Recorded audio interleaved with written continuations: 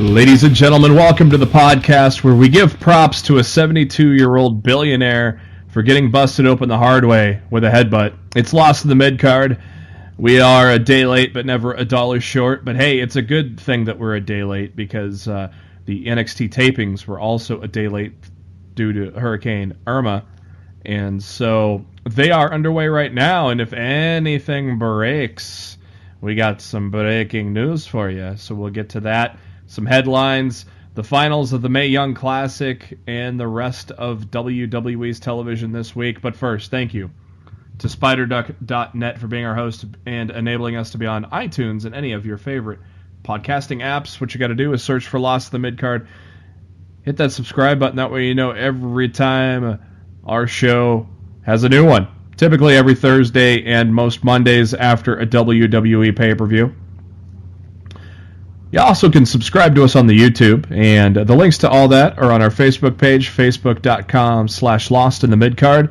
Head to the notes section there, and you'll find the links there. Also, you can find them on our pinned tweet on the Twitter at LITMC Podcasts, where Matt does a great job of retweeting the best from professional wrestling, including a young buck posing with Snoopy, which was pretty cool. A pretty funny little caption, too, that was said with that. I'm your host, Jeremy Bennett. You can find me on the Twitter at JBHuskers. As always, my co-host, he is on the Twitter at RawFShowtime. It is Mr. Matt Black. Matt, how's it going, man? Better than Global Force. That's the standard answer, and God, there's a lot of Global Force news to talk about today. It's which is why it's easy to say that I'm doing better than they are, because they are in prime ultimate damage control right now. Well, and honest to God, if anybody believes a word that these guys are spewing, you guys are as gullible as some of the idiots in the business. Yeah, one news story I'm not covering tonight is Josh Matthews' comments on the demise of Global Force Wrestling. I'm not even going to mention that story. So it's not even in the pile because it's not worth it. It's not worth to cover anything Josh Matthews says. It's not even in the pile. Josh, go back to your aficionado men's Pretty Boy podcast, and because that'll be the only job. Yeah, that's whatever, like a fart in church. That'll be the only job you have left. Pretty sure they released him from that already. Oh well. Pretty sure it failed miserably. Well, we probably have more subscribers than that one that aficionado podcast had. Well, yeah. Or as James Ellsworth would say, duh. Let's get into some headlines. A lot of Global Force headlines, but we're not going to kick it off with Global Force. We're going to kick it off with Asuka. Asuka, the undefeated NXT Women's Champion, relinquished her belt last week on the television episode. Mike Johnson, the PW Insider, broke the news before the news was broken by the WWE that she will be debuting for the Raw brand. And you saw a vignette on Raw also this week. She's currently out with a collarbone injury, but is supposed to be appearing in live events in Japan next week. And WWE is going to do a collection of Asuka matches on the network, debuting in October, when Asuka is due to be back sometime in October, possibly, or early November. Matt, what are your thoughts on putting Asuka on Raw? Hate it. Yep. But you already knew that. Wink. I've been saying that for a while. The worst possible landing spot for her was Raw. I went to Twitter on Monday saying I was not looking forward to seeing Asuka by this time next year in 2018, her jobbing out to Alicia Fox in 2 minutes on Raw, to which got quite a bit of people upset. But, I'm sorry, that's just how I feel. It's not like I want it to happen, but that's totally what I see, occurring. Yeah. And you can't fault me for having an opinion, because the track record of what Vince has done with the women talent brought up to the Raw brand, or hell, the track record of what Vince has done to the NXT talent brought up to Raw, 90 to 95% of them, pretty much speaks for itself. You got to think Triple H is going to be in his ear constantly to book Asuka correctly. I mean, she held the NXT championship for over 500 days. There is no way she's going to lose to Alicia Fox. But she's heading to the brand where the women's title can't stay on a performer for more than a month. Until Asuka arrives, maybe.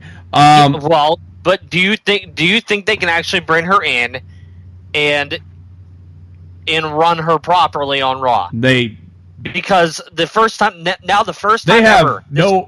loses a match, it's going to be in front of a massive audience on Raw or a Raw branded pay-per-view. They have no choice then to have her go straight to the top undefeated. They have no choice. I mean, she held the belt for over 500 days. It's being considered one of the best title reigns in WWE history. I mean, let alone NXT history, which is, short and sweet to this point. So that's obvious. I mean, the next best title reign would have been the Ascension. I just don't think. I think Triple H is going to be up Vince's ass in regards to the booking of Asuka. I just think he is. You got more faith in the situation than I do. They just cannot job her after leaving NXT undefeated. The only person to ever leave NXT undefeated.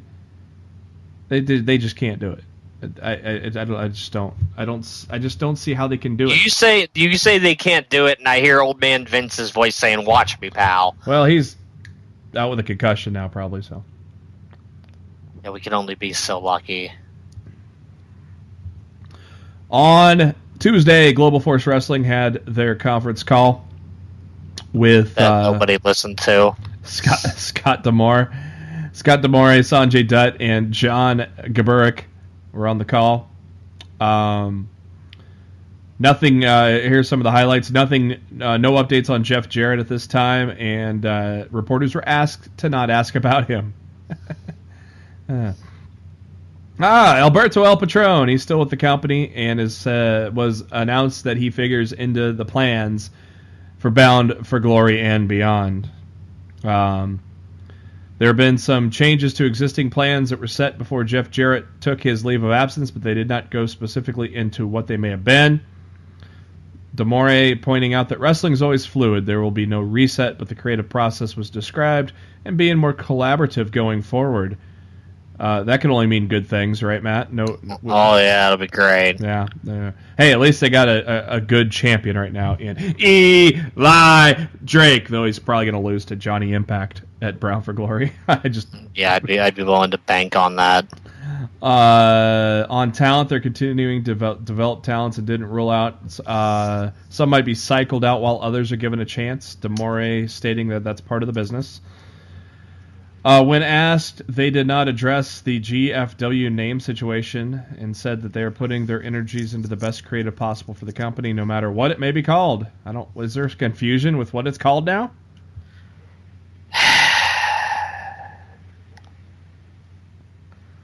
No comment. Oh, okay. I'm just trying to understand what he was talking about and if you knew anything about that.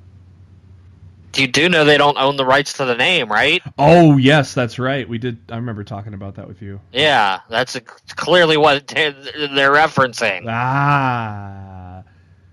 You can say whatever they want. They need to play nice with the good old Double J until they can at least get this purchase of Global Force done and over with. Because if they end up sending him packing and they don't own that fucking name, they branded their entire show under something they didn't own, yet they're whining about owning the Broken Universe. If the irony is not lost on me for how stupid this company can be. The irony is lost in the Midcard, right? Oh my god. Dutch Mantel remains on the creative team and is part of the process. Unfortunately. On the Justin Barrasso story that Anthem's looking to sell, they referred everyone to Ed Norholm's comments last week shooting that down. They said there's no backstage reaction to the story. Of course they said that. They confirmed Low-Ki is done with the company, no shit, and noted he was on a short-term deal. Key walking out, shaking everyone's hands, and told D'Amore and Dutt it was one of the most positive experiences in his career. Oh yeah, that's why he left so quick. They said they did not close the book on a return down the line. Low-Ki left because he wanted to be involved in the main event title picture. Yep. Which he was supposed to be with Alberto. Yep. And as the tapings went on, since Alberto wasn't there, like, oh, we're throwing you back in the X division. Yay. And Low-Ki was pretty much like, I've been there, I've done that, I don't want to do that, I want to be, I want to be in the main event. And they're like, well, we're not going to put you in the main event. And Low-Ki's, well, fuck off, I'm leaving. And that's pretty much what happened. When asked about the status of Eddie Kingston, who all but disappeared after Anthem took over the company, Scott D'Amore admitted, "We don't know," and said they would have to see where his contract stands and what plans are made going forward. Oh my god! They put over Global Wrestling Network as a huge potential for not just their companies, for others, because it would allow a place for their content to be distributed. D'Amore noted that as a content provider, he has long promoted Canada's Border City Wrestling. It has gotten harder to get material out to the masses as digital media has replaced VHS and DVD. VHS was replaced a long time ago, Scott.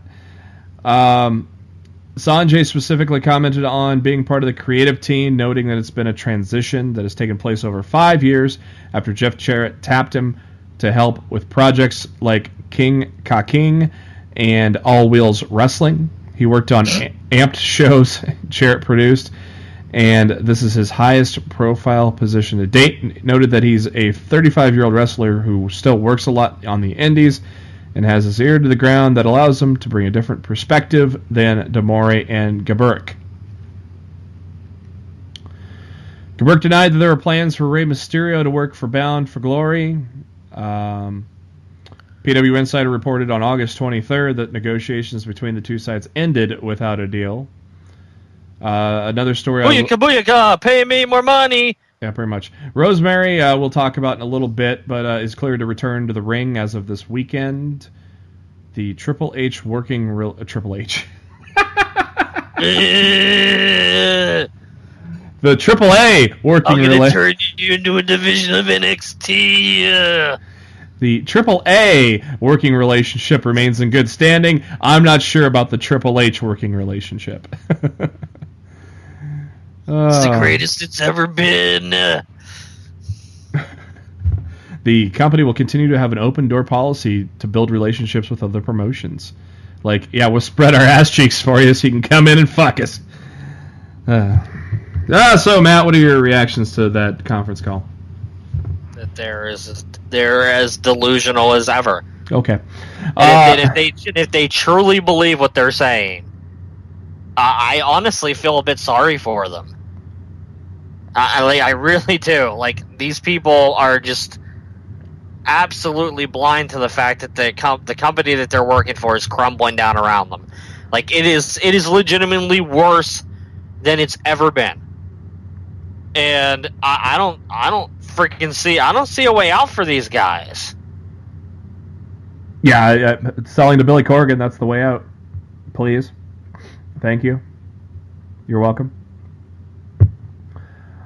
So some of the fallout from the said conference call about Alberto El Patron returning to GFW. Gaburick says, we have plans for Alberto. We're excited that he's going to be coming back at Bound for Glory. Of course, this is after all the hubbub of the domestic dispute and the fact that Alberto was cleared of everything, no charges pressed. Story ending, but Alberto still suspended. But yes, coming back at Bound for Glory because they don't want to pay him until November. So, Matt, what happened with this Global Wrestling Network that launched on Tuesday?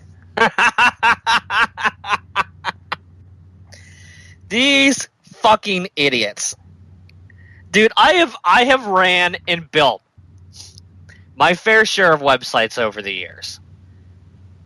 And one of the things I know is that when I'm working on a website and it's not ready to be seen by the public, You work on it behind the wall.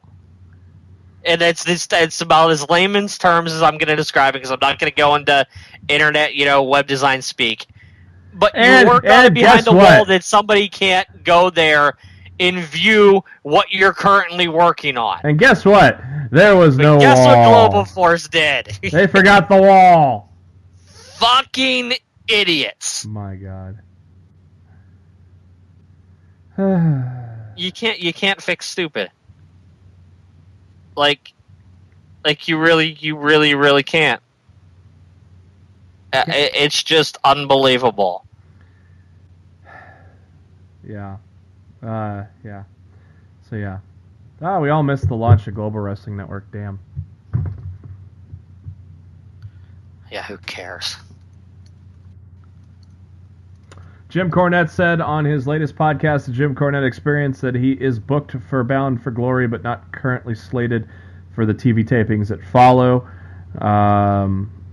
So he confirms that he's not on the creative team and has not been, just brought in as a performer and offered some insight to this crumbling piece of shit. Cornette didn't say it that way, but I'm sure he was thinking it too, right, Matt? Cornette's going to play nice until he's not getting a paycheck anymore. Yeah. And to be perfectly honest, I don't blame him. You know damn well when he's not getting a paycheck anymore, he's going to say exactly what he's feeling. And it's going to be some entertaining shit. So we just got to wait that out a little bit.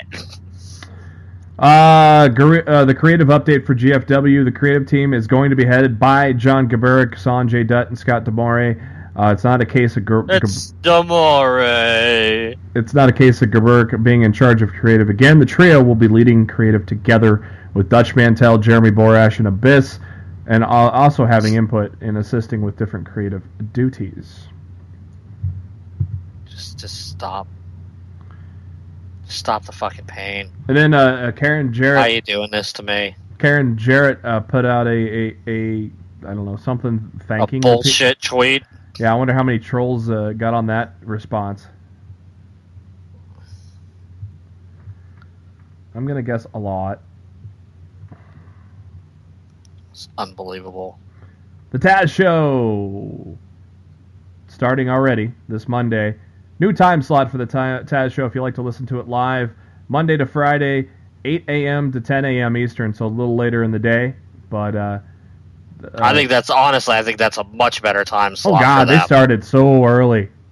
Yeah, 7 to 9. I just, wasn't really feeling that. 8 to 10 is honestly, it's a much better time slot. Yeah, and that's 6 to 8 my time. So yeah, I'm not up that time. I'm barely getting up at 8. I haven't listened to the Taz Show in a while, so I need to pick that back up sometime soon. Let's talk a little ratings. Total Bellas season premiere 2 for 2. Season 2 premiere. There we go. Got a more than triple of Impact's rating. 681,000 for the premiere. Basically, that beat almost every other week of season 1. But one. Which is really interesting because I felt WWE promoted the return of season 2 a lot less than they promoted the debut of season 1. So I find that to be very interesting. I think the Bella brand, as far as egos, is becoming more and more important to them by the year. Yeah. Like, I think that's a really good thing for Nikki and Bree, that they're pretty much going to be able to start writing their own paychecks with the E Network going forward if they keep doing this stuff. Yeah, no kidding. And of course, you got John Cena on it too, so that helps. What's that? I don't know. I didn't see him. Oh, can't see him. That's why. While Monday Night Raw didn't quite feel the effect of Monday Night Football, Impact sure felt the effect of Thursday Night Football. I have to... Speaking of Thursday Night Football, I got that on right now. Yeah, so do I. It looks like that nice running touchdown. Somebody scored. The new quarterback for the Texans. Deshaun Watson? Watson, yeah. Had a great scramble touchdown there. It was really, really nice. Yeah, this was a 3-3 snooze fest going into the 2-minute warning. So they fixed it. Deshaun Watson, yep, he's your starter from now on. Right there, man. Yeah, I'm looking at it right now. That's why he's starting over Tom Savage in week 2. Savage is garbage, dude. Yeah. And I don't mean to start bringing up NFL topics, Why not? but oh my god, he's so bad. Why not? We could have a sports break in the middle of our sports entertainment. Why not? That is a I think this kid's gonna be special, man. Holy shit, that was like a 60-yard run. Yeah, it was not a small run. Damn. So I had to look up at the timeline quite a ways to find a worse performing Impact.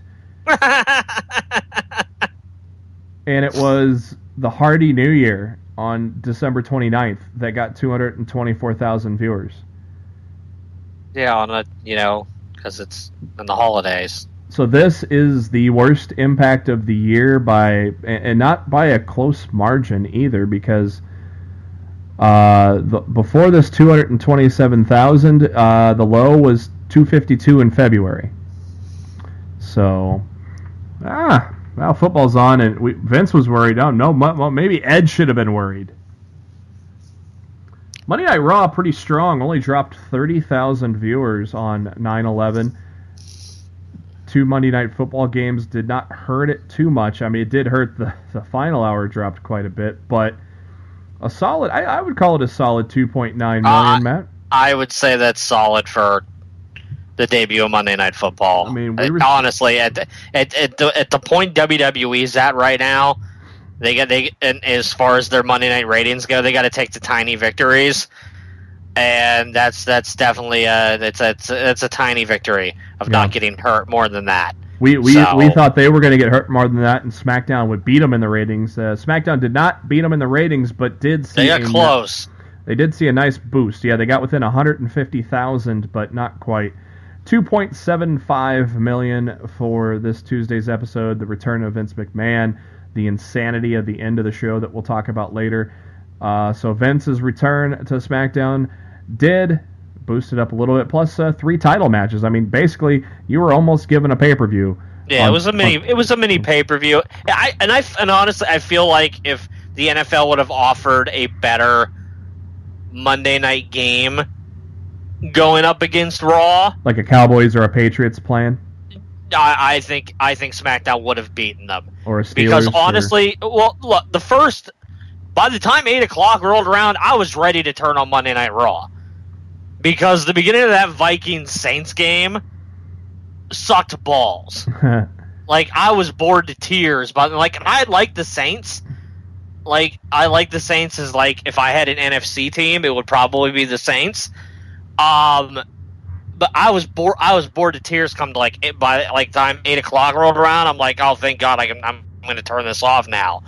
And I normally don't ever say that about football, but the beginning of that game was boring.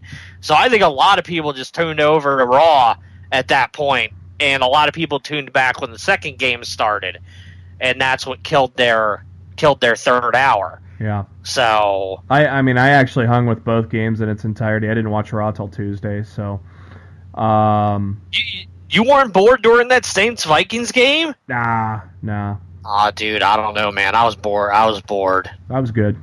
It was football. It was Monday Night Football. I was excited. If I ever got bored, I'd just go play WWE Champions or Madden Mobile or something. So, Ring of Honor is announcing that they're going to hold their first ever Soaring Eagle Cup tournament, and this is going to be on October 28th in Mount Pleasant, Michigan. The Soaring Eagle Cup will be a one-night, 8-man tournament featuring the best ROH athletes, putting it all on the line with the hopes of becoming the first winner. Jay Lethal, Dalton Castle, Christopher Daniels, and more will compete in the tournament, and others will star in non-tournament action, such as Cody, Bully Ray, the Briscoes, Nick Jackson, Machine Guns, Silas Young, and much more. So obviously the Japanese influence is kind of coming into Ring of Honor, you'd think there, Matt? You would certainly think so. The beautiful Christy Hemme, you know her from the WWE and TNA, announced she is pregnant with quadruplets. What the fuck? Quadruplets. She's not going to have much sleep for the rest of her life. For another 20 years, she's going to have no sleep. Sorry, Christy. Brother. All right, Brother, dude, Jack. That thing that we were talking about that Damore and all those guys deflected to was Ed Nordholm, who spoke with the Wrestling Observer on September 8th about the future of the company. He says, quote, "We're invested in the company. We're growing it. We know it's not going to turn around tomorrow." Yeah, no shit. Or any time in the near future. We do expect in the very near future to be bringing in our partners as well. It's not branded an Impact app, but we want it to be a generic place for AAA, Noah, and if we can persuade New Japan or anybody, we have a plan, an efficient place for aggregation of wrestling content that isn't related to the WWE when talking about their global wrestling network that existed for a minute. That network is going to be a 1 month free trial and then $8 a month. Available on iOS, Android, Roku, Apple TV, and any hacking device you can have, because who's going to pay for that, right? I'm not. Not a chance. I would pay the price of free 99. That is FREE. On the decision to have two separate tiers for a streaming service. Oh, there's a free tier and a paid tier. I just read that. Oh, my bad. Most of the product will be in the paid tier. Well, yeah, no shit, Ed. You need money. It's hard to make business work in the digital world off an ad-based product. There will be stuff available on the free tier, but you'll have to go to the paid tier for the archives. Well, hey, I got Pop again, so I can watch Impact, and that's all I need. Until Vince buys you, then I can watch your tape library with my subscription to the WWE Network that I've had since day one. Yeah, an update on Pop and Impact and all that. I still haven't caught up on Impact with the epic win by Eli Drake. Dummy, yeah. I will catch up soon, but yes, I watched the Bears game Sunday at noon. So it wasn't until about 3 o'clock that I decided to saunter on over to the Red Zone channel. Lo and behold, I don't have the Red Zone channel anymore because all the channels got reorganized when Spectrum bought Time Warner. So I forked out an extra $12 a month to get Red Zone and Pops included, so I'll watch Impact now too again. When I have time. I mean, shit. I haven't watched Ring of Honor in forever. That's how little time I've had lately. And I want to watch it. I just don't have the fucking time. I mean, shit. You got the Bully Ray Cody. You know, I pretty much turn Ring of Honor on in the middle of the night when I can't sleep. And that's not like saying that I use it to go to sleep, because I don't. But it, like when I can't sleep, or if I'm up in the middle of the night, it's a perfect time to catch up with Ring of Honor on my DVR. Yeah. Like I don't. Since they're not on at a specific time and they're just on at like random times during the weekend on my CW stations, I don't remember when they're on. I just have my DVR record them, and then I watch them whenever I have the time. Like, I think Ring of Honor is going to benefit greatly from getting a singular time slot whenever Sinclair puts them on like one of their main channels that they just bought. Mm-hmm. So, mine, I think it's 9 o'clock on Saturday nights, maybe 10. It's always the same time every week, but obviously, but I don't fucking remember that shit. Well, no, I mean, I don't watch it live. Never watched it live. I always DVR it. So yeah. Back to No Cred Ed. When asked about selling the video library of the WWE, Nordholm states, "It makes no economic sense." Yeah, it does make a lot of sense, because Vince will pay you and get you out of the red. Well, I don't even know. I think at this point it's impossible to get them out of the red, but at least they'd be able to make some of their money back. Ed says, I knew full well how the WWE Network would monetize the content and what they could pay for the library. It made no sense for me to sell it for that kind of price. I'd rather keep it, put it on the app, and monetize it myself. Well, and nobody's going to... From all 7 of the Impact Wrestling fans that are left. Ugh. Yeah, that's about all. What a dope. That's about all I have to say about that. What a fucking dope.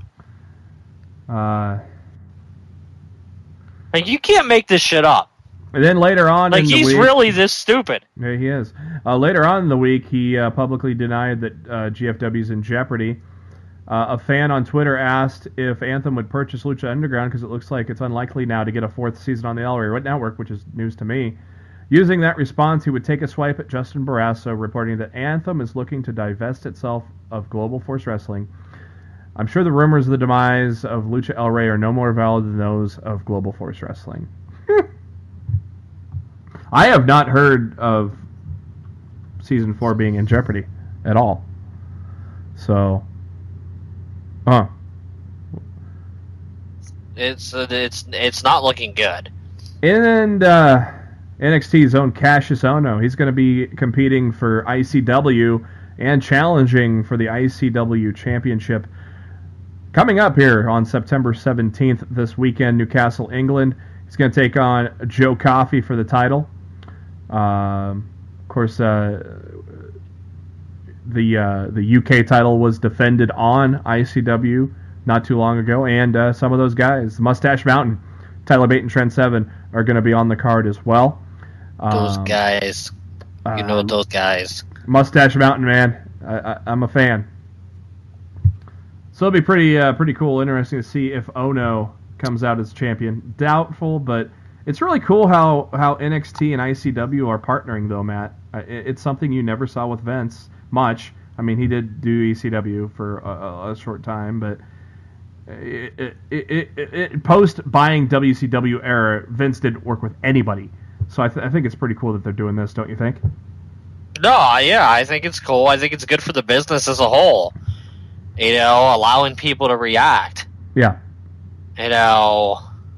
Are you do you follow Progress much?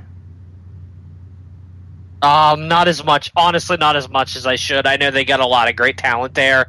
I know Toni Storm is their Progress Women's Champion last time I looked.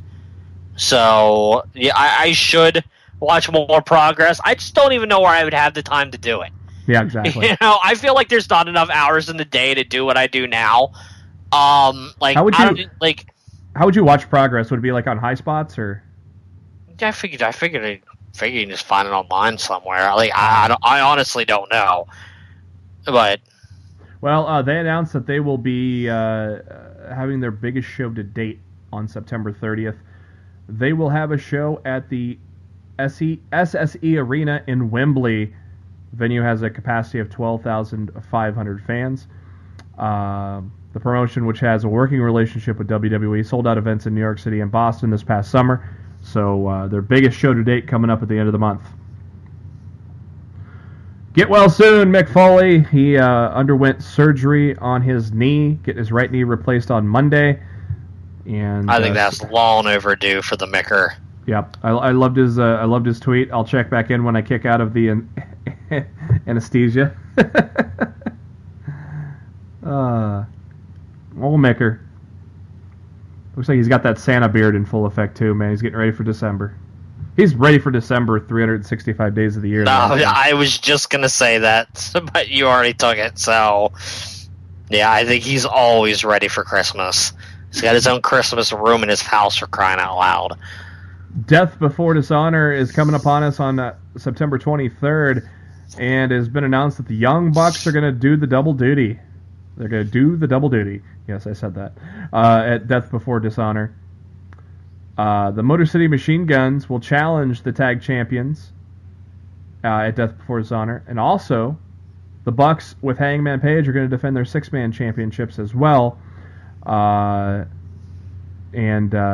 like I think there's some kind of a challenge.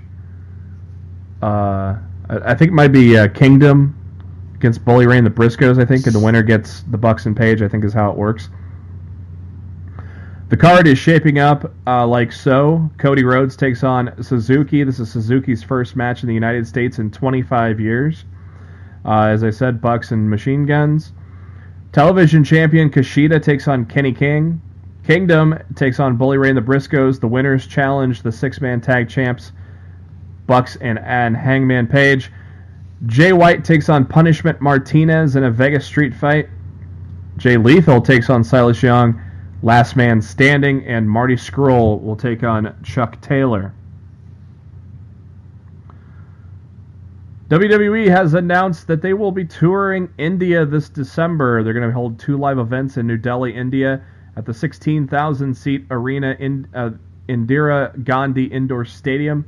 First time the company has toured since they launched their localized weekly series, WWE Sunday Dhamal, in Hindi. And they'll run on December 7th and December 8th. This will be the Raw brand that is heading to India. So that asks the question, Matt. One question. Well, it's 2 questions, actually. Do you see this as Jinder retaining and bringing the championship with him, and he's just joining the Raw roster for a short time?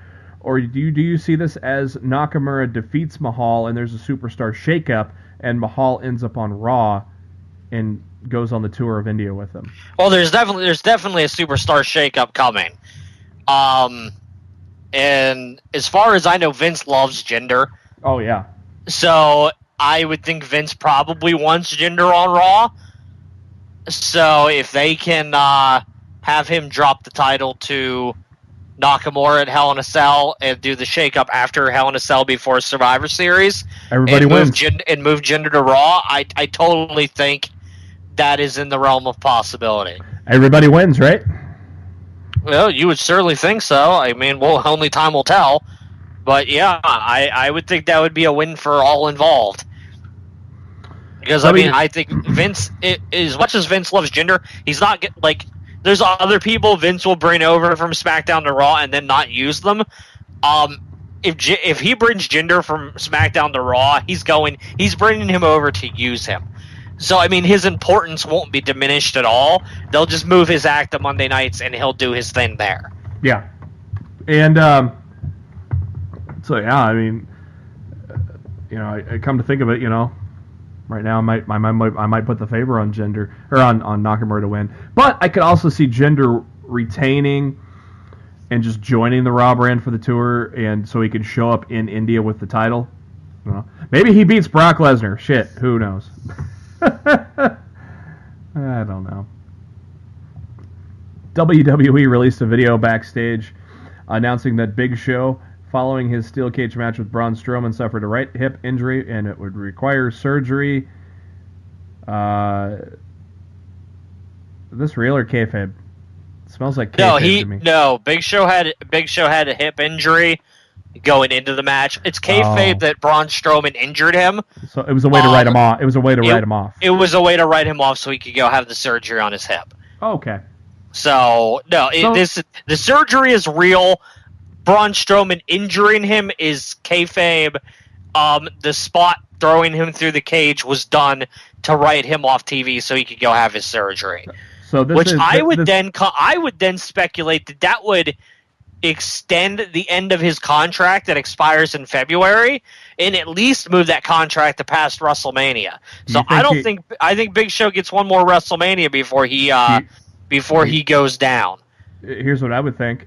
He becomes the first 2-time Andre the Giant Memorial Battle Royal winner and retires. Well, why not? Since that match means nothing anyway. I mean, they might as well win it again. He retires with that win at WrestleMania. So I'd rather have him get something more important, the match with Shaq that never happened. But, yeah, me too. Yeah, we'll see what goes down.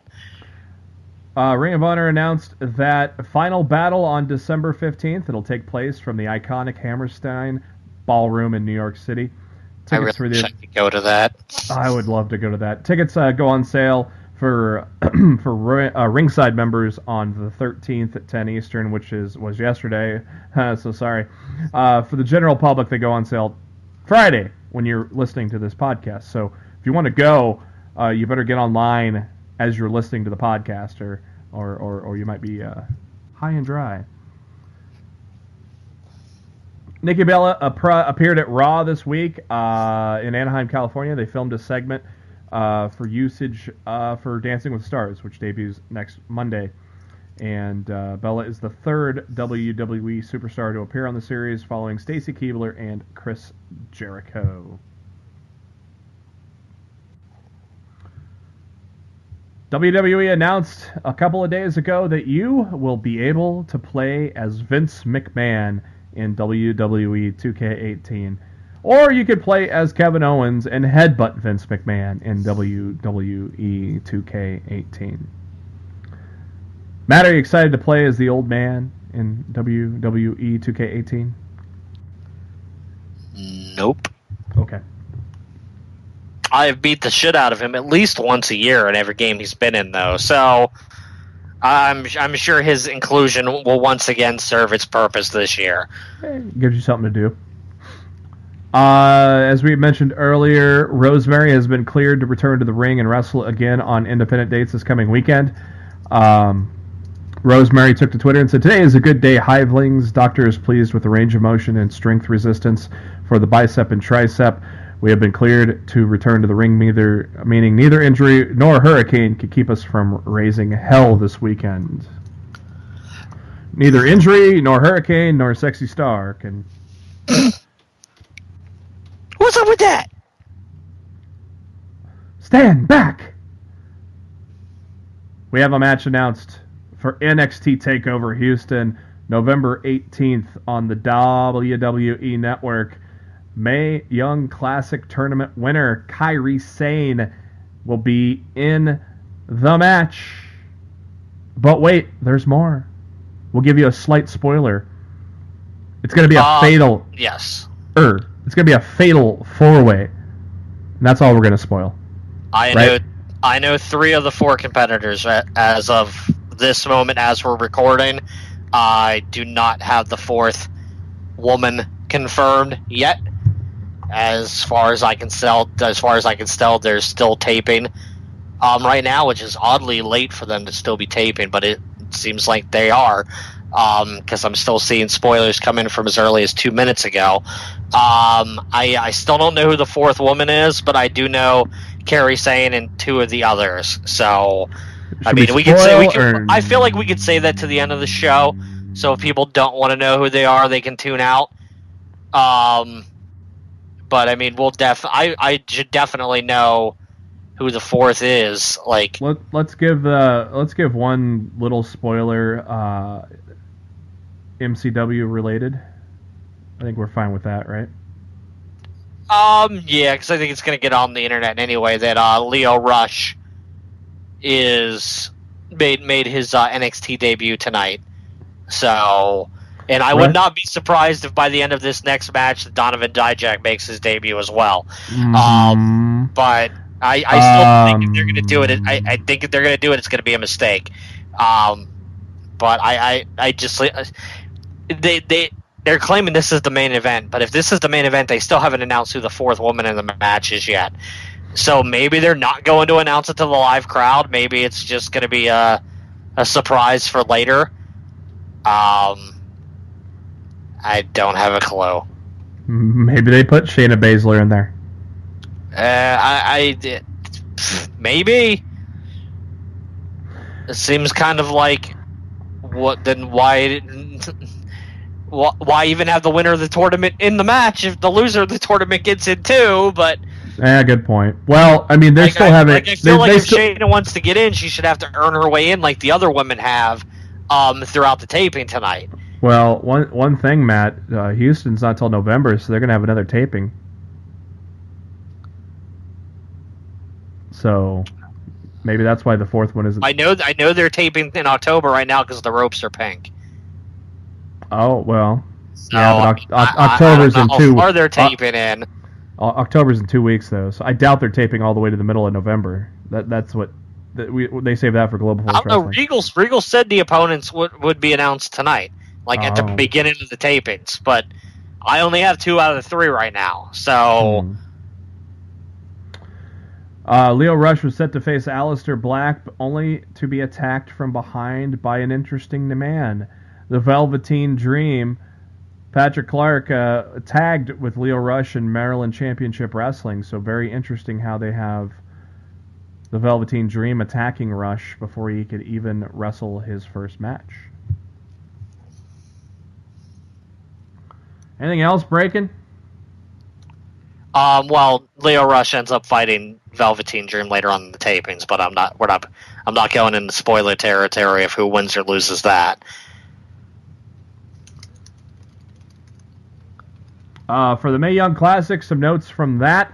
Among those in attendance at the finals were Asuka, Dana Warrior, Medusa, Beth Phoenix, Peyton Royce, Billie Kay, Summer Rae, Mercedes Martinez, Piper Niven, Toni Storm, Ronda Rousey, Jessamine Duke, Chelsea Ray, Nikki Bella, Charlotte Flair, Bayley, Becky Lynch, Erica Webley, Candice LeRae, and members of the Glow cast, including Kia Stevens or Awesome Kong. Didn't you think that they should have had Jessica Carr be the referee of that championship match? I thought it was weird that she wasn't, but I'm not making the decisions. So yeah, I don't know. I don't know why she wasn't. She was the referee for an NXT match this week. Was she in Vegas? Maybe she had problems getting out of Orlando. Yeah, because I know that's where she's based right now. Yeah. I don't know. I don't have a good reason as to why that she wasn't. But if I had to spitball and guess, maybe she had trouble getting out of Orlando. Like the flights coming out of Orlando during that, approaching during that storm were like bullshit rip-offery. So yeah, it's very possible. And Sasha Banks was not in attendance, for those wondering, because she was heading to New Zealand as Raw did live events in New Zealand and Australia. Yeah, if I were her, I'm pissed. Yeah, I would have liked to have attended. Like, why the hell couldn't you just give me the fucking tour off? Let me go be a part of this. Like, yeah, because if I were her, I'd be mad. All they did was put her in a fatal 5-way for the women's title, and it's the 4 women. No Mercy, and they added Mickie James to it. They could have easily just took her out and made it a fatal 4-way with Mickie James. Yep. Cole, O'Reilly, and Fish, they have a name. The Undisputed Era is the name of the stable, and a shirt was released today with the tagline, "Shock the System." And we will be talking about those 3 gentlemen as well on our NXT review. Season 2 update for Glow. Filming will commence for the second season starting on October 16th. PW Insider has confirmed. Casts are scheduled to begin training and preparing for the season next week. And the second season, like the first one, will be 10 episodes. Jeff Hardy has announced his band, Peroxygen, is going to be in concert at Clarksville, Tennessee. So if you're in the area, Clarksville, Tennessee at O'Connor's Irish Pub on September 30th. A nice rare chance. That's probably the best I've ever heard that name pronounced. So congratulations on that. That's what I do. So if you want to see Jeff Hardy perform for only $15 in Clarksville, Tennessee, September 30th, go for it. I think that's a pretty unique experience. I think if you're a Hardy's fan and you're in the area, you owe it to yourself to go check him out, listen to his music for a bit. $15, that's well worth it. To see a WWE guy, doing what they love, so to speak. But kids, you got to be 21 to get into the show. So I didn't know that. It's a bar. It's at a bar. I'm sure that hurts a portion of the Hardy's fan base, though. Yeah. NXT this week, we kick it off with the iconic duo Billie Kay and Peyton Royce. They are set to face Ruby Riott and a partner of her choosing, but she decided not to choose a partner and started out as a handicap match when, lo and behold, Nikki Cross sneaks her way to Ruby's corner and tags herself in, cleans house, tags herself out, and enables Ruby Riott to get the win. Very interesting development there with 2 girls that were hating each other's guts and had some great matches, and now they're on the same page, Matt. I kind of like it. Yeah, I don't have a problem with it. I thought it was fine for what it was. They interviewed No Way Jose about his issues with Lars Sullivan. I made the comment that Jose is really sounding like Carlito in this interview. And Matt, you said the exact same thing, didn't you? Yeah, no, I definitely thought. I definitely, like, I didn't say it out loud, but I definitely said it, like, I felt like, oh, that kind of sounded like a Carlito voiced promo, and then you mentioned it to me tonight, and I'm like, oh, yeah, I heard the same thing. So... He's challenging Lars Sullivan or Ryback Snitsky to a match next week. Johnny Gargano took on Riddick Moss. Pretty lengthy match with these guys. The more powerful Riddick Moss had the advantage for a good portion of it. Gargano got him in the Gargano escape, and Moss got out of it, and they kind of played it up as he's the first one to really escape it in NXT. Gargano had this odd look on his face. What do you get from Gargano? Kind of the blank look he had on his face when Riddick got out of the escape. I don't know. You think it's something they're gonna continue on with? Not really. I really don't think so. Moss hit a clothesline and a fallaway slam, but Gargano goes to the apron, and as Sabatelli was holding him back, Gargano kicked him and then hit a slingshot spear on Riddick for the 1-2-3. Johnny Gargano is your winner. Street Profits took on the twins, the tall twins that look like Usher, in a squash match just to put over the Street Profits, and that whole Full Sail crowd is getting into the Street Profits. I'm getting into the Street Profits. Matt, are you getting into the Street Profits? Nope. Man, you are missing out. I'm really not. Yes, you are. I'm really not. I'm not missing out on anything.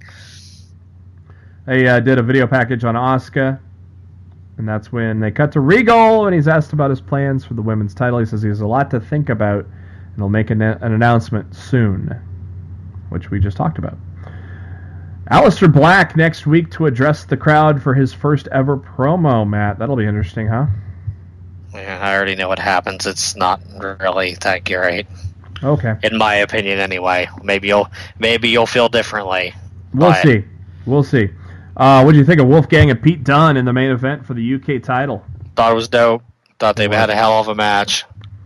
I mean, holy shit. I mean, Wolfgang's not a small dude, and he did a tope con hilo, which is basically a dive outside of the ring over the top rope. The dude landed on his goddamn feet. What the fuck? But he went for a senton. Dunn got his knees up and then slapped on an armbar. That was a really, really sweet counter.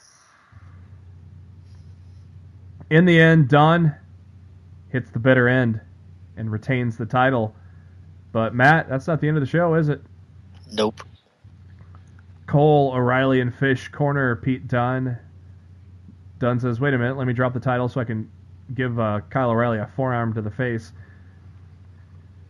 The three guys attack Pete Dunne. Wolfgang goes in for the save. They start attacking Dunne, and Dunne heads up the ramp.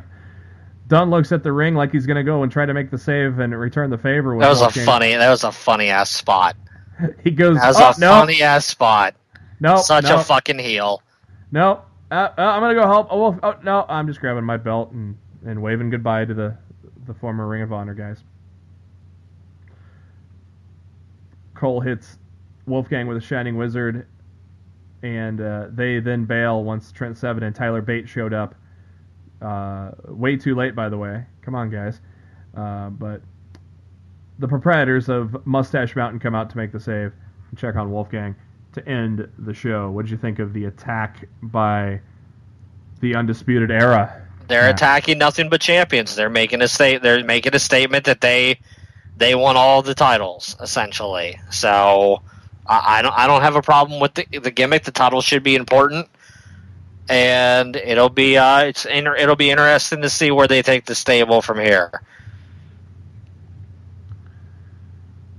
Mae Young Classic finals happened after SmackDown Live, and Matt, what a final, huh? I love the final, man. To me, like I'm definitely on the different side of a lot of other people. As soon as I knew who the finals were, I already knew who the winner was going to be. I felt that the finals result was never in doubt. But I loved the match anyway, and I thought it was a great performance from Shayna and Kairi Sane. I thought it was some great stuff. Not going to go into detail of the rest of the matches like I did for the first round, talking about all the ladies, but Abby Laith, who what some people thought had an upset over Jazzy Gabbert, she took on Rachel Ethers and defeated her. Mercedes Martinez defeated the Luchadora Princesa Suhi. Candice LeRae defeated Nicole Savoy. Shayna Baszler defeated Mia Yim. Were you kind of surprised at that at the time you heard of that result? No, because I knew Rousey was there. Okay. Like, as soon as I saw she was in the tournament and Rousey was there, I'm like, she's going to the finals. Like, her appearance in the finals was not a shock to me in any way. Kairi Sane defeated Bianca Belair. Dakota Kai defeated Rhea Ripley. Serena Deeb was defeated by Piper Niven. Toni Storm defeated Lacey Evans. We go into the quarterfinals. Mercedes Martinez defeated Abby Laith. Shayna Baszler defeated Candice LeRae. Kairi Sane defeated Dakota Kai. Toni Storm defeated Piper Niven. And in the semifinals, Shayna Baszler defeated Mercedes Martinez. Kairi Sane defeated Toni Storm. Matt, what were your favorite matches of the second, third, and fourth rounds? Oh my god, dude. Don't make me pick. I said favorites. I'd say both Toni Storm matches, to be perfectly honest. Toni Storm's match with Piper Niven and Toni Storm's match with Kairi Sane would probably be my two favorites. Then we get to the finals. The bigger Baszler had the advantage for a good amount of it. Matt, what were your thoughts on just how the match played out with Baszler using her size and strength and Kairi using her fortitude to overcome and get the win over the bigger Baszler? What were your thoughts? Anything that stood out to you in that match? I thought they told a great story, and I thought it worked out really well. Like, I enjoyed it quite a bit. Did some people thought this match was rushed to get 205 Live going? Did you think that as well, or did you think this was just... No, I didn't think it was rushed. After the match, Sane offers her hand to Baszler. They hug. Baszler raises Sane's hand. Part of me was thinking, is she going to turn heel at the championship ceremony? See, I didn't see... Triple H has done a really good thing with his tournaments, and he doesn't create big storylines out of a finals. He lets the finals play out. He lets it be clean, and he lets things end the way they're supposed to end. So if this was a Vince tournament, I probably would have been a little more worried about it. But Triple H's tournaments always end, in a clean fashion. In the way you think they should, and I don't have a problem with that at all. So I just had this feeling. I was like, oh, something gonna happen? But no, nothing happened. Triple H, Stephanie McMahon, and Sarah Amato go to the ring and present Sane with Roses, and that's the end of that show. Good stuff from the Mae Young Classic. Triple H almost made it sound like this could be an annual thing, unlike the Cruiserweight Classic. He thinks this could be an annual thing, Matt. Well, I hope it is. I think that'd be cool. I wouldn't have a problem with that at all. Monday Night Raw this week. We kick off. Oh, gee, look! I saw this. Almost predicted this because I said it would be a beat the clock challenge. But Roman Reigns took on Jason Jordan, and again, I thought Jordan looked good against Reigns here. Matt, did you? Yeah, it was a good match. Jordan doesn't have bad matches. Yeah. I don't know who won quicker. I don't know. Actually, fucking time it. Cena won in 12 minutes, not 20 like Roman said. Cena won in 12 minutes. It took Roman 15 minutes to beat him. So there you go. Maybe John will bring that up next week. I hope not. Unless he's on the Today Show. He could be anywhere but a WWE ring for all I care. So Reigns is coming to the ring acting like all this heel and stuff, and Jordan, wanted to shake hands at the beginning, and Reigns said, fuck yourself. I don't think he said, fuck yourself. I think he did. I think you're lying. It was weird how he was acting like a heel the whole time, but he went up to Jordan and shook his hand. It's like, God, they're teasing us, but they just won't full on put Reigns heel. Come on, guys. But I think it was cool, though, that Reigns gave him some respect. John Cena came out and said, the microphone is not a nightstick for his tactical pants. Okay. Well, John Cena is just asphyxiated by Reigns' big dog, I think.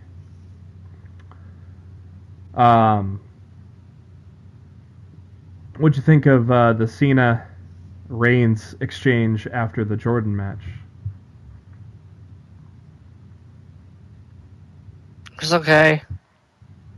I don't know. I'm kind of over it at this point. Let's just get to the match and let Roman win, and let's all move on. I've lost, like, with each passing week, I've had less and less interest in this.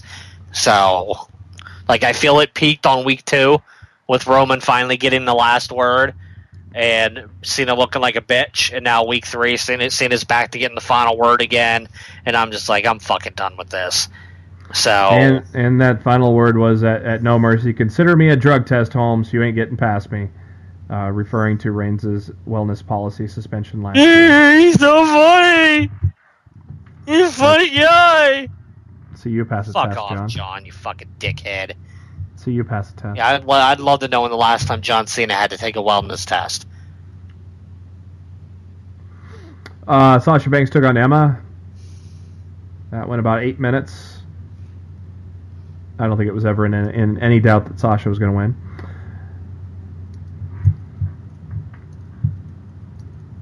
Brock Lesnar, Paul Heyman come out. And Heyman says his job is to sell you on something that's already been sold, and reminds at No Mercy that Brock will be defending the Universal Championship against Braun Strowman. And Heyman pointed out that Strowman put Lesnar through 2 announce tables at SummerSlam, dumped a third one on him. Added that Strowman is bigger and more powerful than Lesnar, but wondered if Strowman was better than Lesnar. Heyman yelled about how Strowman has to rip away that title from Lesnar. And Heyman reminds them that in 2002, when he destroyed the guys like The Rock, Hulk Hogan, Ric Flair, and Rob Van Dam and The Undertaker, he noted that Strowman is going to try to victimize and conquer. Heyman wondered if Strowman's going to be ready to enter Suplex City. And then Heyman did his best UFC ring announcer impersonation. And here comes Braun Strowman, and Strowman once again beating the shit out of Lesnar, which only makes me think that Lesnar's retaining, right? Are you getting that vibe? I don't know. I just think it to me, it's if Strowman loses to Lesnar, it's a gigantic mistake. And I will say nothing further than that for now. Well, Vince can still have his Roman Reigns, Brock Lesnar jerk-off fest. Reigns could get the title, or Lesnar could get the title back at some point after Strowman wins it. Bray Wyatt beat Goldust in a minute. Thanks for coming. Wyatt then took a towel and wiped off Goldust's paint, basically saying how he's just a mortal man like Finn Balor without his paint. Balor made the save. Sheamus and Cesaro interviewed by Charles, and said that they put over Gallows and Anderson, saying they're a better team than Rollins and Ambrose, and it's easy to team when your things are going your way. And Cesaro said the real test will be at No Mercy. Cesaro says Rollins and Ambrose are selfish and self-serving, and Rollins and Ambrose will do usually what they do, throw each other to the wolves, because we are the bar. Good stuff. I like Sheamus and Cesaro.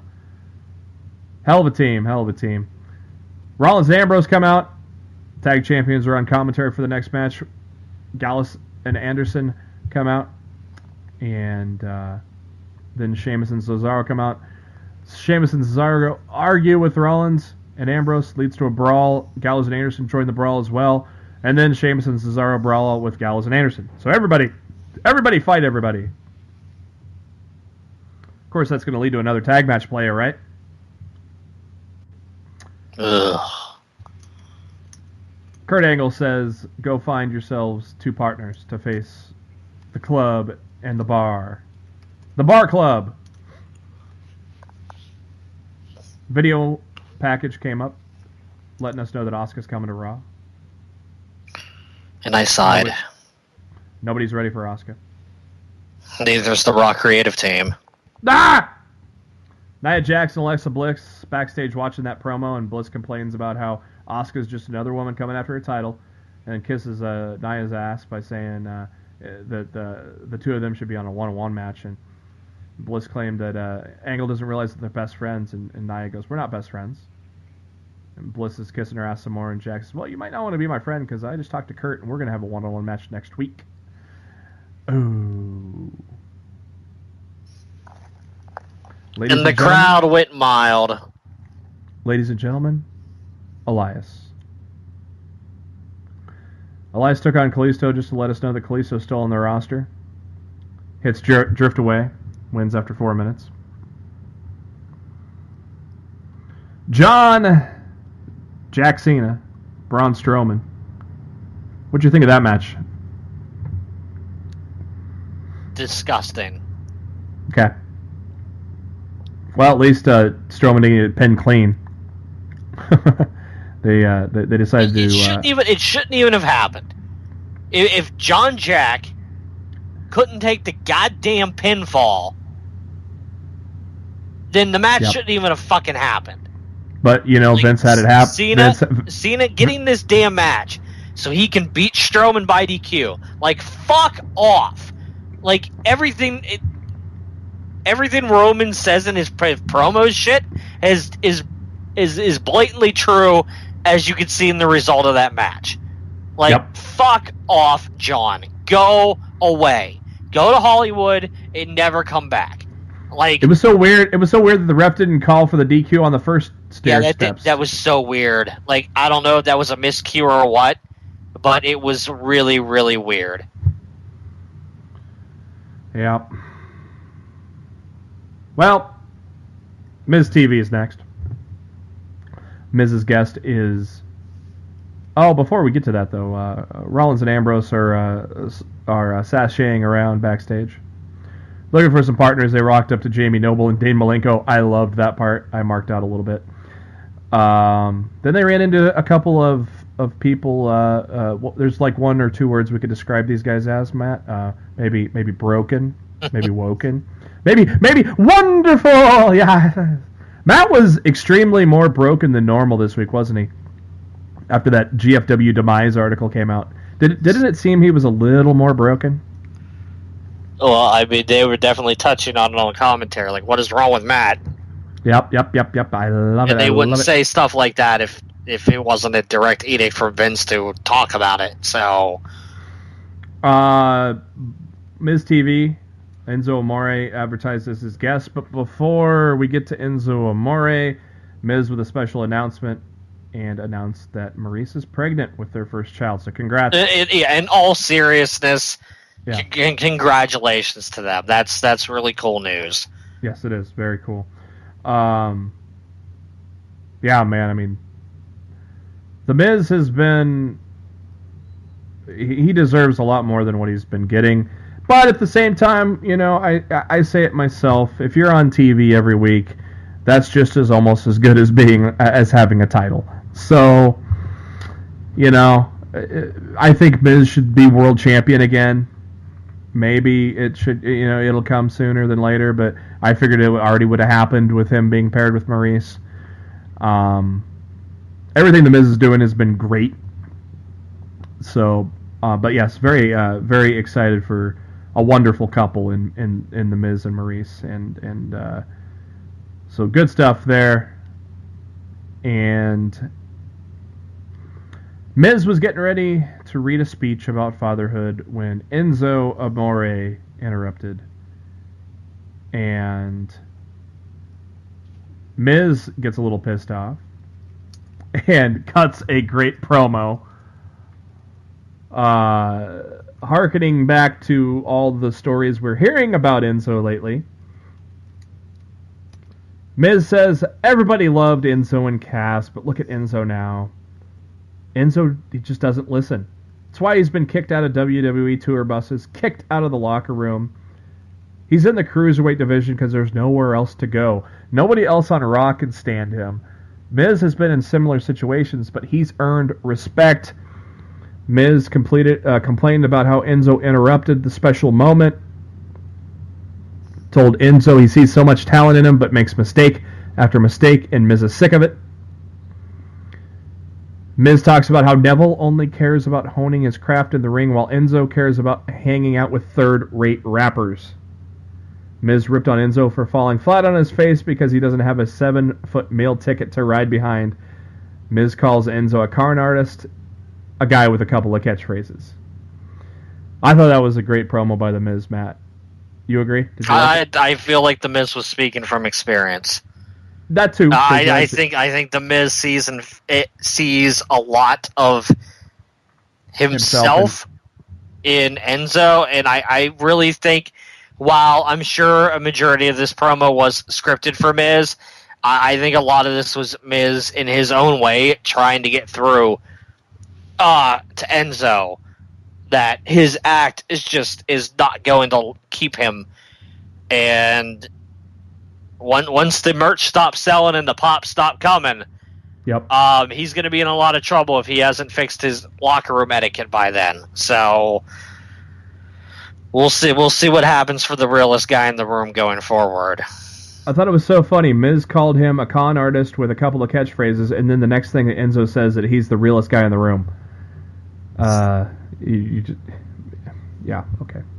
And then Enzo says that Miz copied guys like Jericho and Flair. Well, he didn't really copy Flair. Flair passed down the figure 4 to him.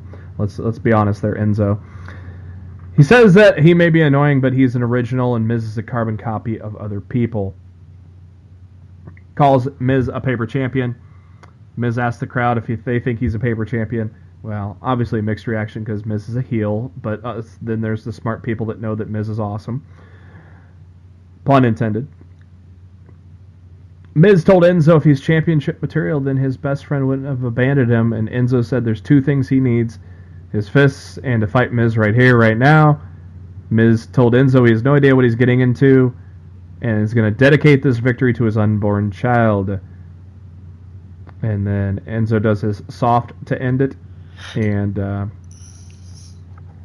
good stuff there from The Miz. Miz took on Enzo Amore, which is interesting that they mix in now a cruiserweight. Yeah, I don't think they should be doing that. Like, because they've already set precedents to the way they've run their stuff already. That if you're a cruiserweight, you're not mixing with the other roster on Raw. Yeah. So I really don't think they should be mixing Enzo with the other talent outside the cruiserweight division on Raw going forward. I think it's a bad idea, and I don't think it should be done. They started wrestling, and then Enzo went to the floor to talk some trash. Miz hits Enzo with a clothesline, grabs the microphone, and slams Enzo's head repeatedly into the mat while he says, "How you doing?" Miz is on the top rope talking some shit. Enzo knocks him down, and Miz gets hit in the old jingle bells. Enzo gets on the microphone and says, "You need to stop asking how you're doing and ask that baby, who's your daddy?" That pissed off the Miz. But it got the crowd going. It did, and sent Enzo to the floor, and Dallas and Axel attack him, leading to the disqualification. Yeah, that was pretty good. I was like, ooh. After the Miz Taraj beat up Enzo, they toss him into the ring. Miz hits the skull-crushing finale, and then him and Maurice kiss. God, what's the Miz gonna do at No Mercy, for crying out loud? the Australia and New Zealand house shows they had they did the battle royal to determine a number one contender thing, like they did with Jeff Hardy, and Jason Jordan won that. So I don't know if they're grooming Jordan to be a throw-in challenger on the kickoff show for No Mercy. I don't know. I don't know.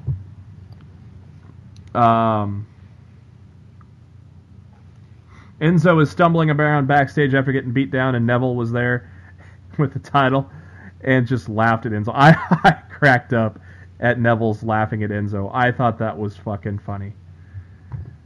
I'm a big fan of this iteration of Neville, man. He has just done such a great job with the heel character. I just wish they'd have let Tozawa run with the title.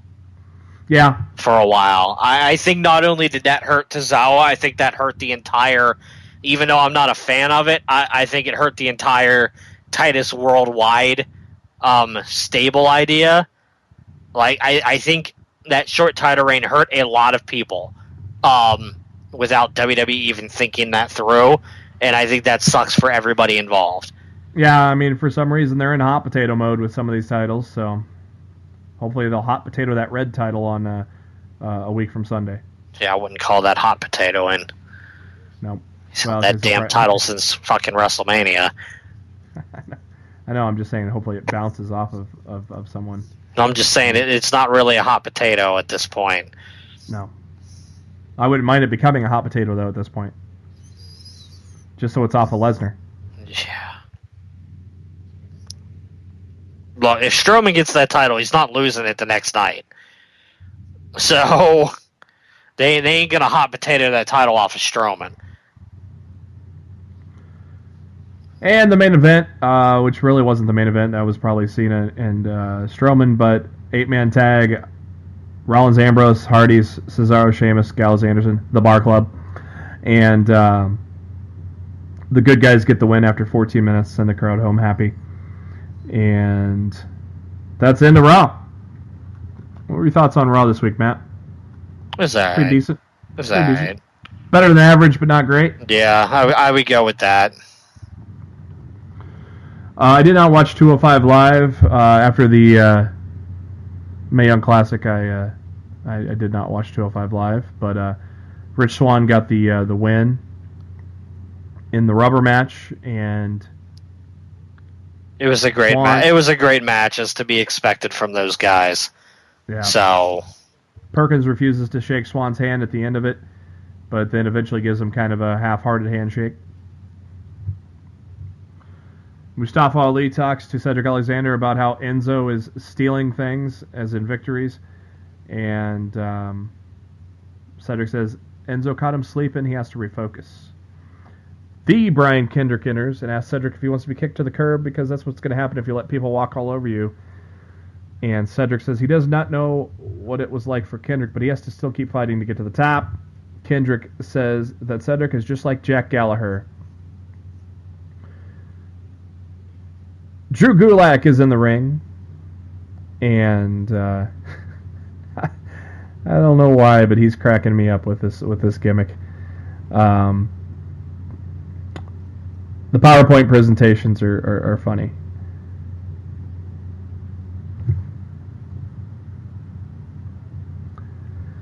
So after the PowerPoint presentation, lo and behold, who shows up, Matt? But the Fashion Police. Loved it. How great was that? It was greatness.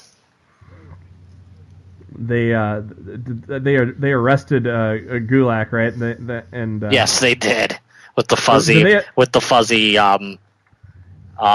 police cuffs. Was it for assaulting a fashion officer? Was that the charge? Yeah, I think so.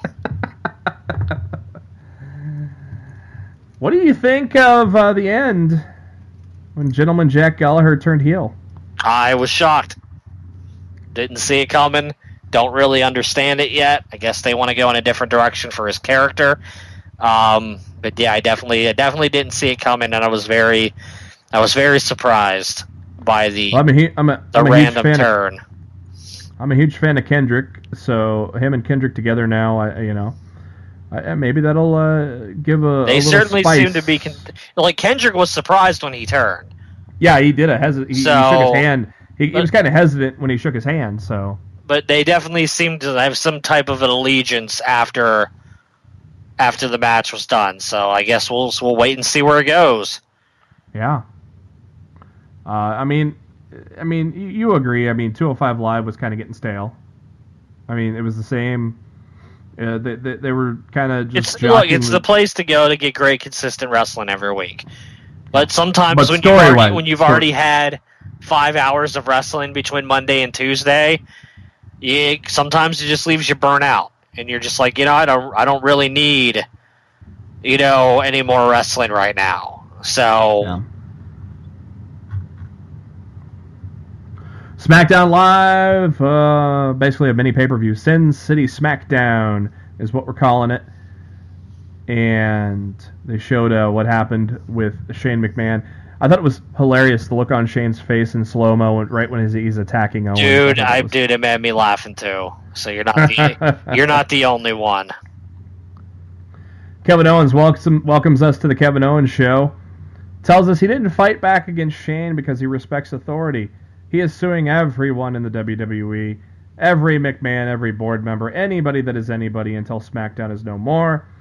We're going to have the Kevin Owens show starring Kevin Owens. People are going to get fired. The first person I'll fire is Sami Zayn. He said Phillips and Saxton will have to wear the same suit. Not the same style of suit. 2 guys in one suit because they're the same people. You know what I thought of during all of this as SmackDown went on? And I haven't heard that they're planning this, but how amazing would all of this end up being if Kevin Owens has been hired by Triple H to get rid of the McMahons from the WWE so he can storyline take over the company? Ooh. Could you imagine how fucking cool that storyline could end up being? Yeah. Like, Kevin Owens, like, Triple H had Owens instigate Shane. He had Owens, beat the shit out of Vince. Because, they even did mention the fact last week that Triple H, quote-unquote, handed the championship to Kevin Owens on Raw.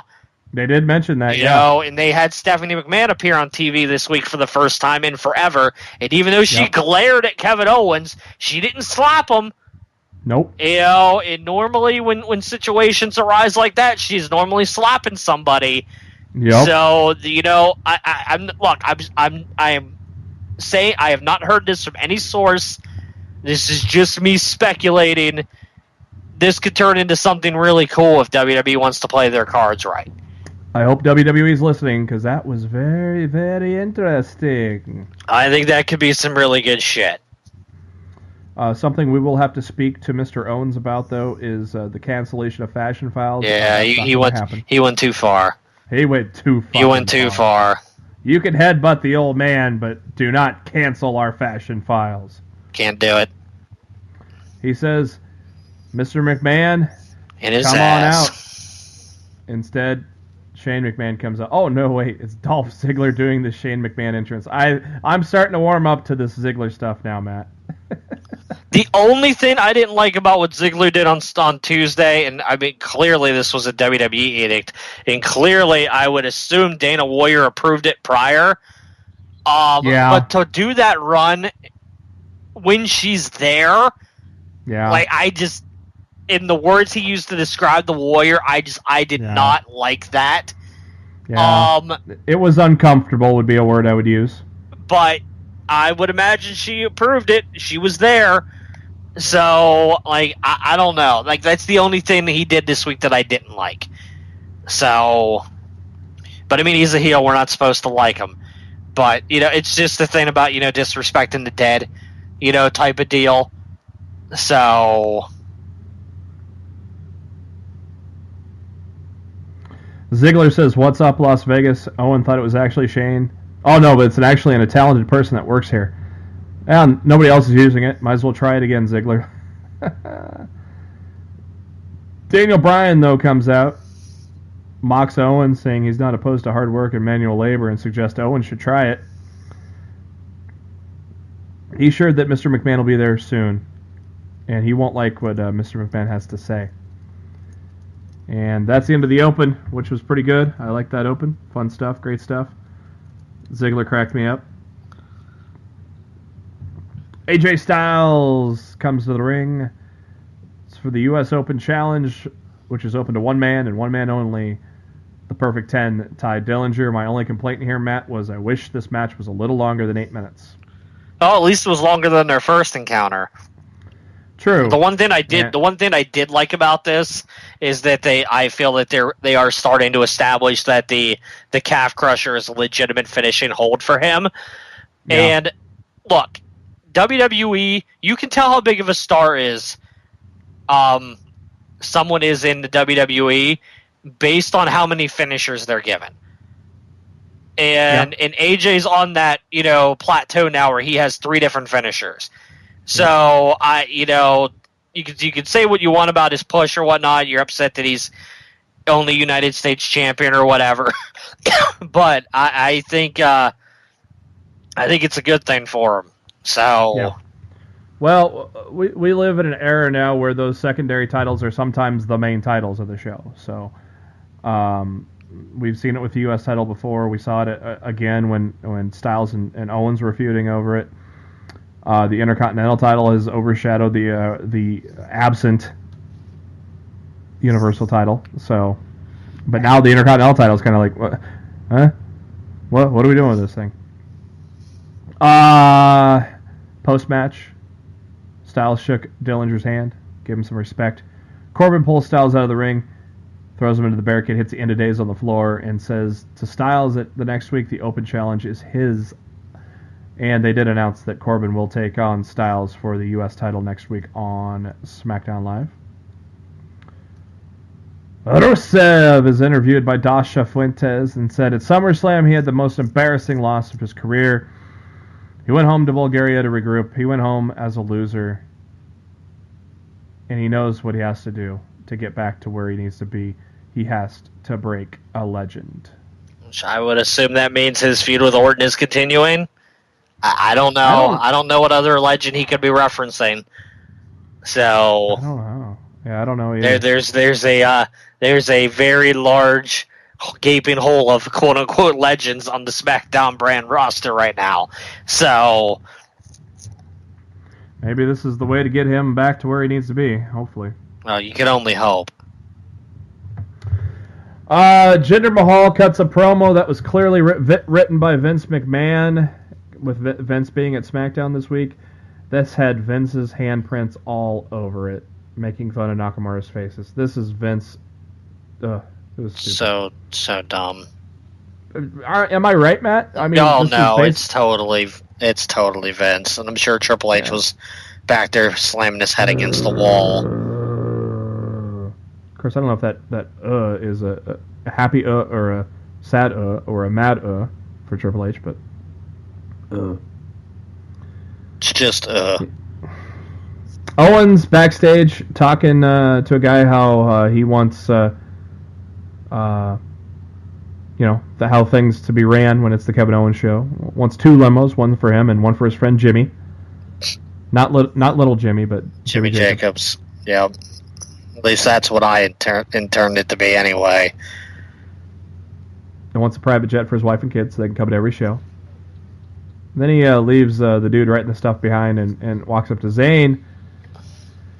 And Owens mentioned 7 or 8 years ago we were driving in a blizzard after a show in front of 42 people and promised each other to get to the WWE so they'd never have to work in an armory like that again. Owens says, well, now he's going to own the WWE and rubbed it in Zayn's face. And Zayn said he would rather go back to wrestling in armories than ever work for him. Then, which prompted a great tweet by Bully Ray saying, bingo halls are greater than armories.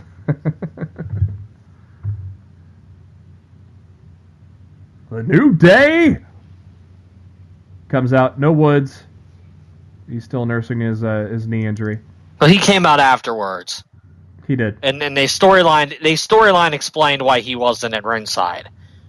So Matt, New Day, Usos, Street Fight, anything New Day and Usos this year has just been fire. No, they work very well together. But finally, the terror that is the Day One Morons tag team title reign is done. You forgot the ish. They can ish my ass. Whoa! I don't know what that means, but I was very happy to see the New Day get the titles back, and I very much hope that they keep them for a long time. I don't know how true this is. I've heard what you're about to say, but you can go ahead and say it.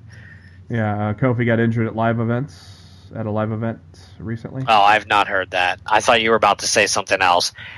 No, I've heard rumblings online. I have not been able to confirm this, but I've heard rumblings that Vince McMahon wants the New Day to break the Dudleys WWE Tag Team title reign record. Oh, God. And that's why they keep dropping the titles and winning them back. Is because they're God. trying to eclipse that record held by the like 9 time. Yeah, Dudleys are like 9 time. Because they were going for the 10th. They were going for their 10th and fell short. That's what I've heard. Like I don't have it confirmed with any of my guys, but I've definitely heard that on the internet that's the thing. I don't know if it's true or not. Amazing match with these guys, and as Matt said, Xavier goes into the ring to celebrate at the end of the match. So hopefully Kofi's okay. If not, I haven't heard about the Kofi injury. That's news to me. So as far as I know, Kofi's good to go. Heard that through the grapevine today, so we'll see. Yeah, that would not be good to have two members of the New Day out right now. Because, heaven forbid, Big E gets a singles push. Yeah, let's push him to the WWE title, right? Well, we already saw what happened last time one of them got hurt. When Kofi went hurt, the other guys disappeared off TV for months. Yeah. So, like, 2 of those guys getting hurt, really, to me, does not bode well for what's going to happen to Big E over the next several months. I had not heard about the Kofi injury. This is news to me. I'll do some digging after we're done recording the show. But I hope it's not true. Like, I really don't want I don't want to see him injured again. The poor guy just had that ankle issue after WrestleMania. So they show some YouTube personality in the crowd. I don't know who the fuck that is. Good for her. Apparently she signed with the company. Then they showed Ronda Rousey. That got a nice pop. Ronda Rousey, people know her. She got a nice pop. As, of course, she's there for the Mae Young Classic finals. But before that, we got Natalya and Naomi for the SmackDown Women's Championship. Carmella, James Ellsworth are on commentary. James Ellsworth is on a leash. I think that's funny as hell. This was kind of short. I don't know. Kind of thought maybe they should be longer with the type of show they were putting on. Well, dude, they didn't even get entrances. No, they just got the introductions. Like I feel like a segment went long. Yeah, that's just my opinion. Like, I don't know that for a fact, but I feel like a segment went long.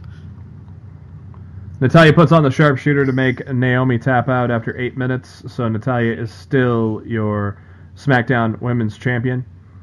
Aiden English is doing some singing, and Kevin Owens walks up to him and says, "I enjoy your voice. You can sing the theme song to the Kevin Owens show." I thought that was kind of funny. Dolph Ziggler comes out and says these so-called elaborate entrances are done by wannabe supposed superstars who can't even lace up his boots.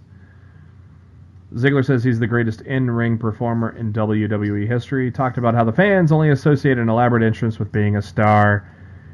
And then Ziggler comes out to the Bayley entrance. I thought that was hilarious. Ziggler wondered if he was a star yet. Nope. And that's it. Thanks for answering that. I just figured if he was wondering, I'd answer the question. Well, at some point, the bell has to ring and the performer has to actually compete.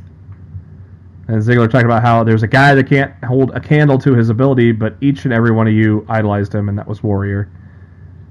Oh, how great would it have been if Bobby Roode came out to beat the shit out of him? I would have been okay with that. Like, this is 2 weeks now on SmackDown with no Bobby. A little annoyed by that, to be perfectly honest. Last week, all we got was a video package on him. This week, we didn't get anything. Like, if you weren't ready to use him, You didn't need to pluck him out of NXT yet. I think it's just the fact of they don't want to overuse him. They want to keep him big money. I don't know, man. Hype Bros took on Benjamin and Gable. It only went about 4 minutes. The big thing here was Zack Ryder. He didn't want to shake the hands of the winners like Mojo did, and didn't really care for Mojo. Ooh, are we getting a heel Broski here, man? God, I hope so. Yeah, that'll be fun.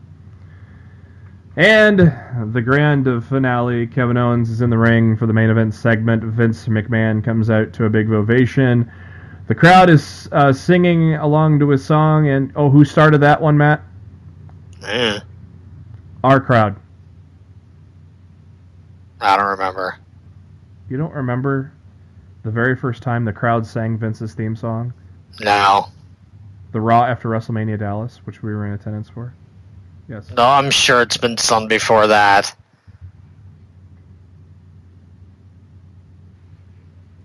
Vince says to KO that he's nauseated being in the ring with him, and talked about what happened last week, about how he didn't want to fight back against authority.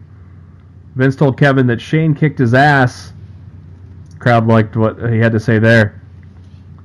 Vince then mocks Kevin Owens' look, saying, when you look in the mirror, how can you have any respect at all? Well, we all knew that was going to happen, right? Vince says, Owens, if you file a lawsuit, and then I'll fire you. Claims he hasn't lost one lawsuit.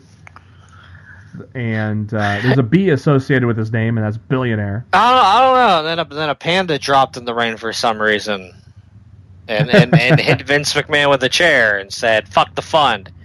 So I'm sorry, Vince. I think you have lost in court before, so you're an idiot. Yeah, this is kayfabe's talk here. He's a dumbass. Owen said by the time the lawsuit gets to court, there will be a B associated with Kevin's name. Bankrupt. I think that was a shoot on Punk. Ooh, yeah, you're right. Good. I didn't even think about that. You're right. That's what I took it as. Owens complained about how Shane put his hands on him, and Vince he says, yeah, I get that, which is why I suspended Shane. I suspended Shane because he didn't finish the job. Vince added that what he didn't do is pull Kevin Owens' liver out and show it to him. Vince said Kevin got what he deserved because he got what he deserved. Vince is talking about how he's going to reinstate Shane because there's not going to be a lawsuit. There's going to be a match. October 8th, Detroit, Hell in a Cell, Kevin Owens, Shane McMahon. The crowd goes wild. Kevin says, I need your word, Vince, that I won't get fired when I beat Shane senseless. He didn't know. He didn't say that. He said he needed Vince's word that he could destroy a McMahon and not get fired. Ah, you're right. And that's why he beat the shit out of Vince afterwards. As Vince gave him his word that he could beat the shit out of a McMahon and not get fired.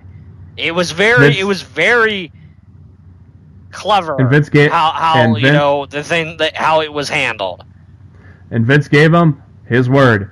Vince shook his hand, and then Owens hit him with a headbutt so fucking hard that Vince was busted open as he was falling over. Pal. Man, what a fucking shot. Vince charged at Owens, but Owens knocked him down with a punch. Kicked Vince in the ribs. Referees came to the ring. Owens hit a super kick on Vince. That one was for the Bucks. Owens then shoves Mike Chioda down, goes to the top rope. Adam Pearce comes out. Adam Pearce, what a fucking pussy. Yeah, you could have laid on top of Vince and took the splash for your boss. You tell Kevin not to do it. Kevin goes to do it, and you run and you roll out of the way and let Vince take the move. You fucking pussy, Adam Pearce. Adam Pearce ain't a small guy. He could have knocked Kevin Owens off the top rope. He could have rolled Vince out of the way and took it. He could have laid on top of Vince and took it. Adam Pearce looked like the biggest pussy I've seen on TV in a long time. Because he was so loud and so vocal. Don't you do it! I thought he was gonna get physical. I thought he was gonna get physical with Owens for a minute. Yeah, and then he just dives out of the way like a pussy. I was like, wow, okay.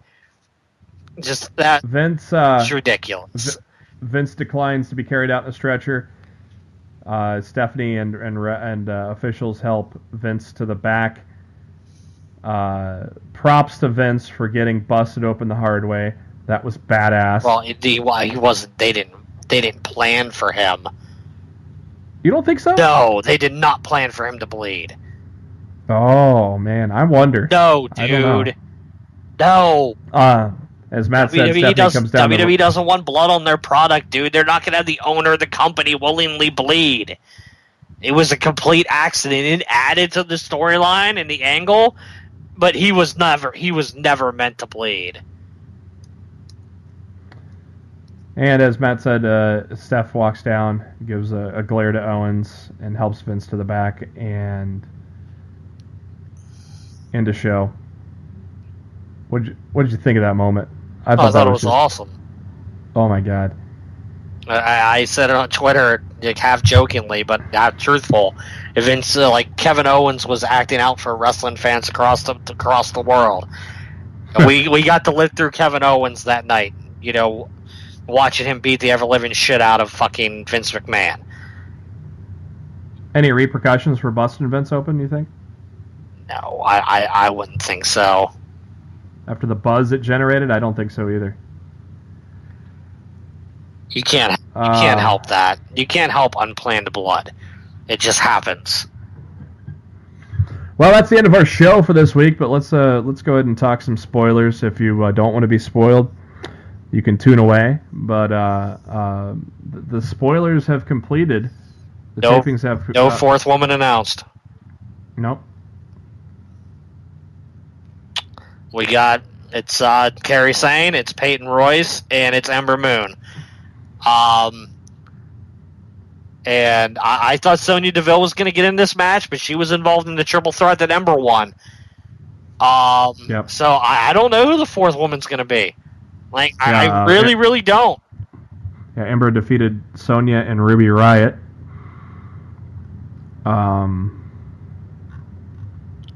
Yeah, pretty crazy. Triple H came out before the show, thanked the fans for coming out after a tough week in Florida.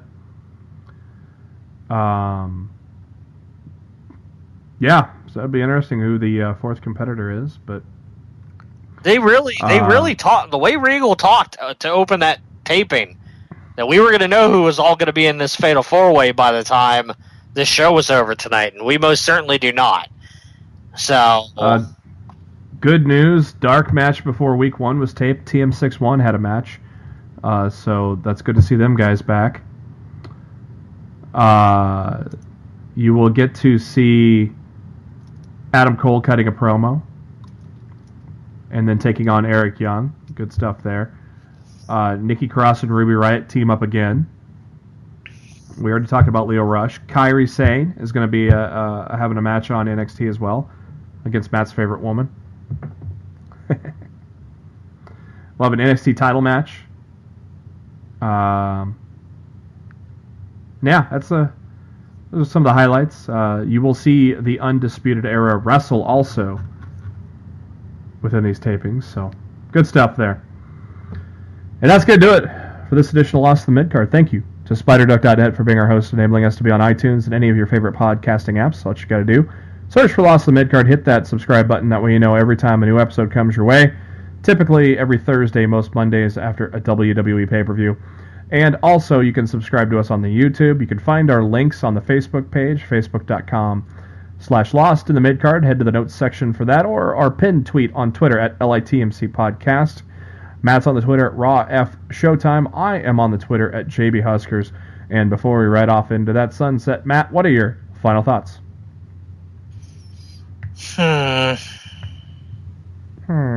Very curious as to who the fourth woman in that NXT TakeOver match is going to be.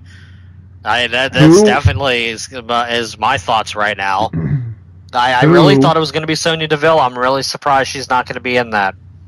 Who didn't wrestle in those qualifying matches? That's a great question. Nikki Cross and Ruby Riott were both in there, as they were both in separate matches. Sonya Deville was in the match with Ember, so it was Sonya, Ember, and Ruby Riott. The other match was Billy Kay in one? No, It was Peyton, Nikki Cross, and the other one was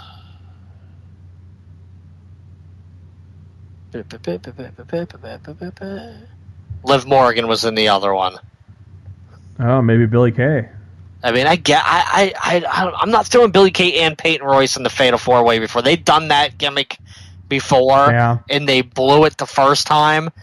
The way they should have done it, just had one of them lay down for the other and do the pin, and they fucked that up the first time. I'm not trusting them to do it right the second time around.